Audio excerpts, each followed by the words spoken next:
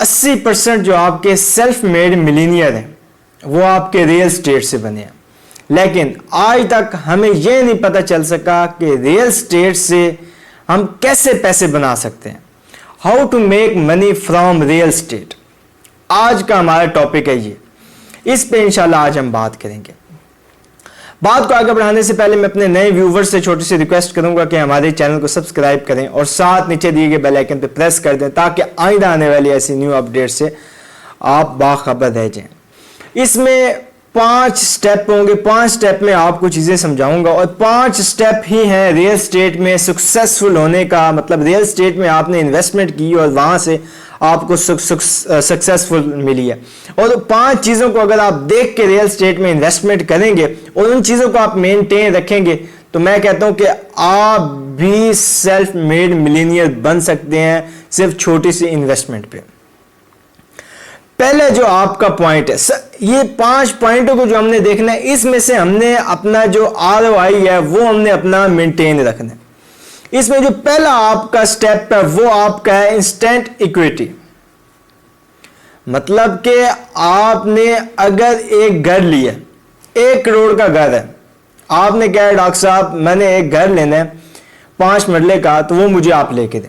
मैंने आपको 5 मरले का घर 1 करोड़ की डिमांड बताई है।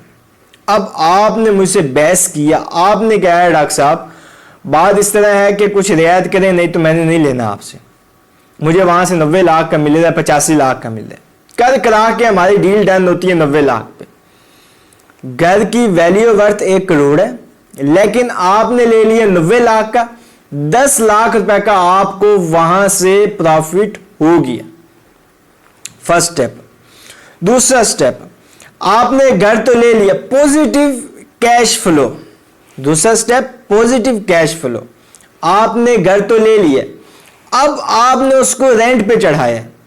जब आपने उसको रेंट पे चढ़ाया तो रेंट की भी आपने कुछ चीजें देखनी है। वो आपने चीजें ये देखनी है कि आपके जो एक्सपेंस हैं वो आपके 40,000 एक्सपेंस हैं और घर आपने रेंट पे चढ़ाया 50,000 रुपए का। मतलब कि वहां से भी आपको 10,000 रुपए का प्रॉफिट आ रहा है। वहां से भी आपको 10,000 रुपए का प्रॉफिट आ रहा है। तीसरी चीज जो आपने देखनी है वो आपने देखनी है फोर्स्ड एप्रिसिएशन।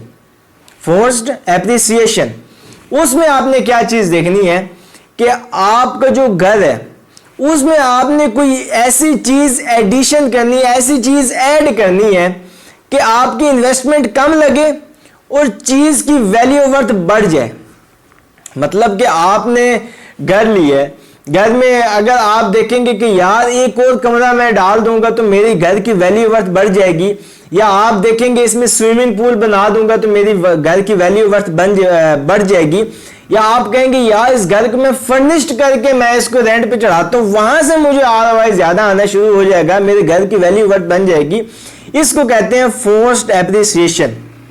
ये तीसरा पॉइंट है, ये भी आपकी इन्वेस्टमेंट में आपका बहुत अहम जो पॉइंट है वो ये पॉइंट है। चौथा पॉइंट जो आपका आ रहा है वो आपका आ रहा है लिवरेज। आपने सारी चीजों को मेंटेन करना है। आपने ये देखना है ROI जो है मेरी इन्वेस्टमेंट का, अगर तो 1% या 2% आ रहा है तो कोई ROI नहीं है। अगर आपका 10 से 15% ROI आ रहा है फिर आप समझें कि मेरी इन्वेस्टमेंट जो है वो सही जगह पे इन्वेस्टमेंट है और इस पे मुझे अभी मजीद स्टडी करने की जरूरत है, और जो मैं स्टडी करके लेके चल रहा हूं वो बिल्कुल मैं सही डायरेक्शन पे लेके चल रहा हूं।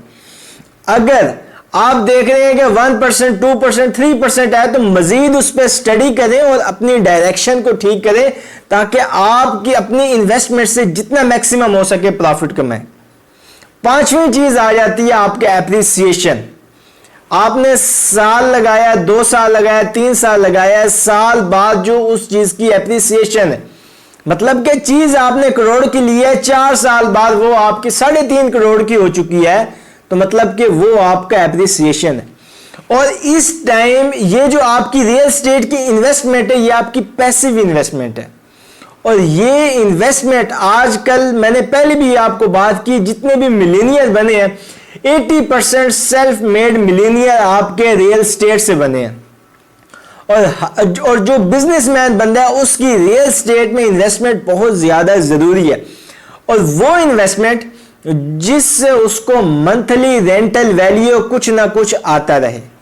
तो अगर आप भी इन्वेस्टमेंट करना चाहते हैं और सेल्फ मेड मिलेनियर बनना चाहते हैं तो आप हमसे रब्ता कर सकते हैं। हम आपकी अच्छी कंसल्टेंसी करेंगे और अच्छी जगह पे अच्छी इन्वेस्टमेंट करवाएंगे जहां से आपको अच्छा प्रॉफिट मिले। तो दें में इजाजत, इंशाल्लाह मिलेंगे नेक्स्ट वीडियो में। अल्लाह हाफिज।